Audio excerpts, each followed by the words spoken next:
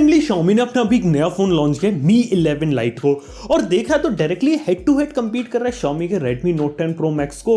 लेकिन एक बात बता देने वाला हूं, ये जो फोन है ना कुछ स्पेसिफिकली ऐसी चीज के तौर पे बनाया गया जैसा हमने Xiaomi से कभी एक्सपेक्ट नहीं किया था। मतलब कि Xiaomi से हम लोग क्या उम्मीद करते थे कि आपको स्पेसिफिकेशन वॉर वाला गेम देगा, लेकिन अभी कुछ फिलहाल से देखे तो स्पेसिफिकेशन वाला जो माहौल है वो थोड़ा ठंडा पड़ गया। यानी कि स्पेसिफिकेशन कितनी भी दे दो, कई बार मैटर करता है फोन का एक्सपीरियंस देना, और लग रहा है कि इस बार जो Xiaomi है ना वो Mi 11 Lite 4G का यूज करके एक एक्सपीरियंस को प्रोवाइड करने की कोशिश करे। आज इस वीडियो में इसी के बारे में बात करने वाले। वीडियो अगर आप लोग को पसंद आए तो पहले लाइक कर देना, चैनल को सब्सक्राइब भी कर लेना। लेकिन सबसे पहले यहाँ पे बात करते हैं Xiaomi Mi 11 Lite की प्राइसिंग के बारे में। तो जो Xiaomi के दो वर्जन निकाले, 6GB रैम 128GB वाला और 8/128, और 6/128 की कीमत है 21,999 और 23,999 आपको देखने को मिलती है 8/128 की कीमत। और देखा जाए तो 1500 रुपए का अर्ली बर्ड डिस्काउंट है, 1500 रुपए का HDFC का ऑफर है, और 3000 रुपए कीमत अगर आप कम कर लेते तो 19,000 में आप 6/128 वाला वर्जन ले सकते हैं। वो भी काफी सही डील है। और ऐसे ही 21,000 के अंदर आपको देखने को मिल जाएगा 8/128 वाला। तो प्राइसिंग के हिसाब से देखा जाए तो ऑफर वगैरह लगाकर भी Note 10 Pro Max की प्राइसिंग को टच कर रहा है। लेकिन यहाँ पे अलग क्या किया है Xiaomi ने, देखा तो Xiaomi से पहले हमें उम्मीद नहीं थी कि वो कभी स्पेसिफिकेशन वाला गेम छोड़कर थोड़ा एक्सपीरियंस वाले गेम के ऊपर मूव करेगी। आप लोगों को मालूम है कई बार लोग जो रहते हैं ना वो Oppo Vivo के फोन्स भी खरीद लेते हैं। कई बार उन्हें पतला सिंपल सा फोन चाहिए होता है जो हल्का हो, लाइट वेट हो, पकड़ने में इन हैंड फील काफी अच्छा हो, जो कई बार आपको जो ऑनलाइन सेंट्रिक फोन्स होते हैं ना उनमें आपको देखने को नहीं मिलता। कई बार ऑनलाइन में आपको स्पेसिफिकेशन देने के चक्कर में फोन थोड़ा सा बल्कि हो जाता है। यहाँ पे जो केस है वो थोड़ा सा उल्टा किया गया। जैसे बात करें तो यहाँ पे आपको 6.8 mm की थिकनेस देखने को मिल रही है Mi 11 Lite में। देखा तो मार्केट में इस प्राइस पॉइंट पे जो दूसरे फोन्स होते हैं ना उनके अंदर आपको कोई भी इतनी थिकनेस देखने को नहीं मिलती। जनरली 7.2 7.4 mm तक रहती है, लेकिन इस बार ये लोग 6.8 mm तक गए हैं। इवन जो वेट होता है फोन का वो उन्होंने 157 ग्राम दिया है। कहने का मेरा मतलब यहाँ पे यह है कि Xiaomi ने इस बार ऐसा किया कि इंटरनल स्ट्रक्चर के साथ भी चेंजेस करें और ओवरऑल से स्पेसिफिकेशन पैक करने पे जोर नहीं दिया। ओवरऑल सारी चीजें इस तरीके से की हैं तो लोगों को एक अच्छा एक्सपीरियंस दिया जा सके, कम से कम इन हैंड और जो लुक्स वाला जो कैटेगरी रहती है ना वहां पे। इसलिए लग रहा है कि थोड़ा सा डिफरेंस डिवाइस है जो स्पेशल एक्सपीरियंस देने की यहाँ पे कोशिश कर रहा है। इसके साथ एक और काफी अच्छी चीज लगी वो थी यहाँ पे एमोलेड डिस्प्ले से रिलेटेड। अब काफी लोगों को कहेंगे कि इसके अंदर आपको फुल HD प्लस 90 हर्ट्ज का एमोलेड देखने को मिल रहा है, लेकिन Note 10 Pro में तो आपको 120 हर्ट्ज देखने को मिलता है। लेकिन Xiaomi ने यहाँ पे 10 बिट वाला गेम खेला है। 10 बिट का मतलब ये कि जो डिस्प्ले वो ओवर 1 बिलियन कलर्स को प्रोड्यूस कर सकता है, जो कि रेगुलर जो आपके 8 बिट पैनल होते हैं ना अराउंड 16 मिलियन कलर्स होते हैं वो प्रोड्यूस कर सकते हैं। कहने का मतलब ये कि अगर आप इस पे HDR कंटेंट देखोगे तो उस पर क्वालिटी थोड़ी ज्यादा बेटर देखने को मिलेगी। अब ऐसा नहीं है कि उसके अंदर आपको HDR देखने को नहीं मिलता। Note 10 Pro Max जितने भी एमोलेड वाले फोन्स आते हैं इनमें आपको HDR देखने को मिलता है, लेकिन रिसेंटली मुझे पता चला उसके अंदर जो डिस्प्ले यूज किया गया ना वो यूज किया गया 8 बिट प्लस FRC वाला डिस्प्ले। यानी कि वो सारे जो कलर्स होते हैं वो प्रोड्यूस नहीं कर सकता। यहाँ पे उसे एक थोड़ा सा बेटर डिस्प्ले आपको देखने को मिलेगा। अगर हम बात करें in terms of colour producing में, वो आपको देखने को मिल रहा है Mi 11 Lite के 4G वर्जन पे। ये एक इंपॉर्टेंट चीज है। इवन बात करें तो यहाँ पे 90 हर्ट्ज का उन्होंने रिफ्रेश रेट दिया, 120 हर्ट्ज का नहीं दिया।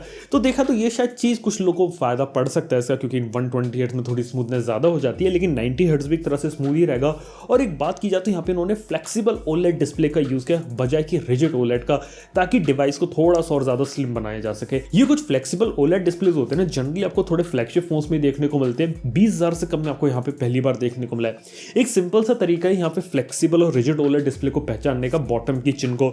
जनरली जिन फोन में आपको चिन का साइज काफी ज्यादा बड़ा देखने को मिलता है वहां पे रिजिड OLED डिस्प्ले का यूज किया जाता है, और जहां पे चिन काफी ज्यादा स्लिम हो जाती है वहां पे आपको फ्लेक्सिबल OLED डिस्प्ले देखने को मिलता है। तो हाँ, इस तरीके से कुछ कहानी है वो यहाँ पे चल रही है जो कि देख के लाके डिस्प्ले में काम किया है। लेकिन बात यह कि यहाँ पे अगर आप HDR कंटेंट देखोगे ना तभी आप 10 बिट का फायदा उठा पाओगे। रेगुलर अगर मैं OS की बात करूं, वीडियोस गेम्स के बारे में बात करूं, ये लोग HDR में रेंडर नहीं करते। ये सब रेंडर होता है ऑलमोस्ट SDR के अंदर, जो कि होता है 8 बिट वाला। तो जनरली अगर कोई काम करेगा तो 8 बिट वाली चीजें करेगा। कुछ particular photographs, colour grading, colour correction और HDR वीडियोस के अंदर इसका यूज किया जा सकता है। ये एक इंपॉर्टेंट चीज है। इसके साथ ही जो प्रोसेसर है वो है Snapdragon 732G। यहाँ पे 732G किसी भी एंगल से इतना कैपेबल प्रोसेसर नहीं कि 90 FPS में गेमिंग करवा दे। ये बात एक बिल्कुल फैक्ट हो जाती है। एग्जैक्टली देखा जाए तो Mi 11 Lite का एक और 5G वर्जन आता है, पर उन्होंने इस समय से इंडिया में लॉन्च नहीं किया। उसके अंदर Snapdragon 780 देखने को मिलता है, और 780 काफी कैपेबल चिपसेट है और देखा जाए तो ऑलरेडी उस फोन के अंदर आता है। लेकिन यहाँ पे Xiaomi ने इंडिया ने ये भी चीज प्रॉमिस करी कि जो 780 वाला वर्जन है अगर इंडिया में इसकी डिमांड होती है, 5G अगर आता है तो ये वर्जन भी वो इंडिया में ला सकते हैं। लेकिन एग्जैक्टली कब लाएंगे ये नहीं पता। बस ऐसा दूर दूर का हिंट दे दिया। तो अगर आता है तो 3-4 हज़ार रुपये कीमत और उसके अंदर ऐड कर लो और उसके बाद आपको वो वाला फोन भी देखने को मिल जाएगा। वैसे मेरे हिसाब से उस फोन को भी लेकर आ जाना चाहिए था। नॉट सी 5G से बहुत अच्छे तरीके से कंपीट कर लेता वो फोन स्नैपड्रैगन 780 वाला।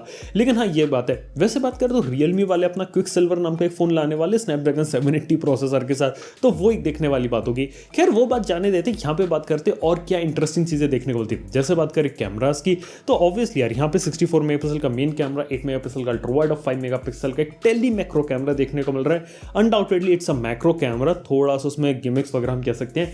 64 मेगापिक्सल से बात करें तो इमेजेस, मतलब पहली बात तो मेरे पास फोन है नहीं तो exactly I can't show you that कि एक्जैक्टली इमेजेस कैसी हैं, लेकिन देख के लगा कि हाँ ऑलमोस्ट एक डिसेंट सा कैमरा देखने को मिल रहा है। लेकिन एक बात है कि लॉन्च इवेंट में इन्होंने अपने कैमरा को कंपेयर किया OnePlus 9R से।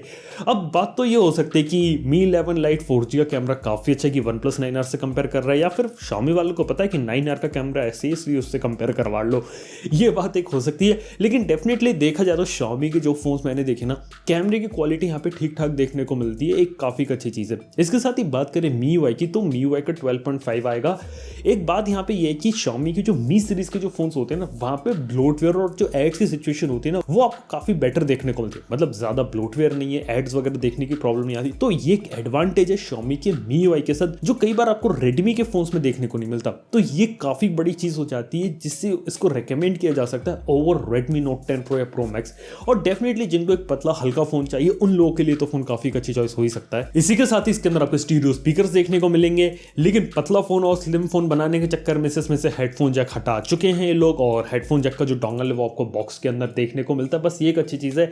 लेकिन हाँ एक बात बता सकता हूं आपको, वैसे बात की जाए तो हेडफोन जैक इन्होंने हटा दिया, लेकिन जो दुनिया का स्लिमेस्ट फोन था Vivo का X5 Max, उसके अंदर हेडफोन जैक देखने को मिलता था और वो 5 mm से भी कम थिकनेस के साथ आया था।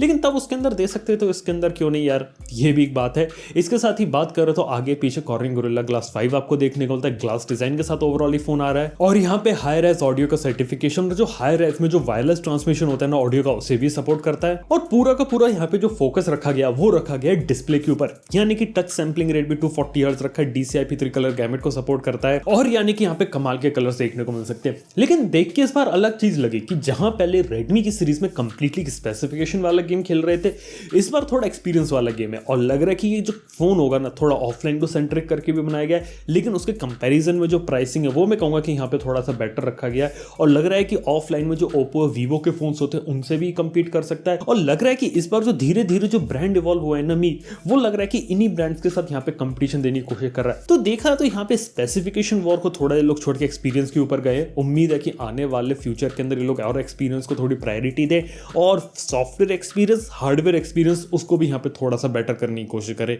ये काफी अच्छी चीज होगी। वैसे ऑन पेपर स्पेसिफिकेशन के वाइज फोन तो यहाँ पे देखा है तो पसंद आया, और कुछ केसेस के अंदर से Redmi Note 10 सीरीज है ना उसके ऊपर रिकमेंड किया जा सकता है। पीछे का बस रीजन है कि अगर आपको प्रॉपर स्पेसिफिकेशन वाली चीज चाहिए तो आप ये ले सकते हो, लेकिन ओवरऑल एक अच्छा फोन चाहिए, अच्छा डिस्प्ले, पतला और हल्का phone with fast charging, 33 what की चार्जिंग का सपोर्ट आता है, ये सब चाहिए तो उस केस के अंदर एक काफी अच्छी चॉइस हो जाता है यहाँ पे। खास तौर पे बस यही दो कुछ चीजें जो फोन को थोड़ा सा खास बनाती है, यूनिक बनाती है। उम्मीद है कि इसका 5G वर्जन भी लेके आए, और अब लगता है कि Xiaomi को कुछ ऐसा करना चाहिए कि आने वाले फ्यूचर में अगर 20,000 से ऊपर अगर अपना फोन लॉन्च करने वाले हैं ना, एटलीस्ट उसमें कोशिश करेगी 5G लाने का। वेल फिर भी बात ये हो जाती है कि 5G लोग लेके आते, फिर 5G के बैंड्स के बारे में लोग पूछते हैं, तो हाँ इस टाइप की चीजें चल रही है। बस ये है कि 5G के चक्कर में एक अच्छा प्रोसेसर लोगों को देखने को मिल जाता है, तो परफॉर्मेंस होती है ना वो थोड़ी बेटर हो जाती है, ये एक एडवांटेज रहता है यहाँ पे। तो दोस्तों ये सारी कहानी खत्म होती है Xiaomi के Mi 11 Lite की। आप लोग को Xiaomi का Mi 11 Lite कैसा लगा, किस टाइप का स्मार्टफोन लगा, बात नीचे कमेंट बताना ना भूलना। वीडियो पसंद है तो लाइक कर देना, चैनल को सब्सक्राइब कर लेना। थैंक यू आपको वीडियो देखने के लिए। मैं आपसे मिलूंगा नेक्स्ट वन के अंदर। Good bye.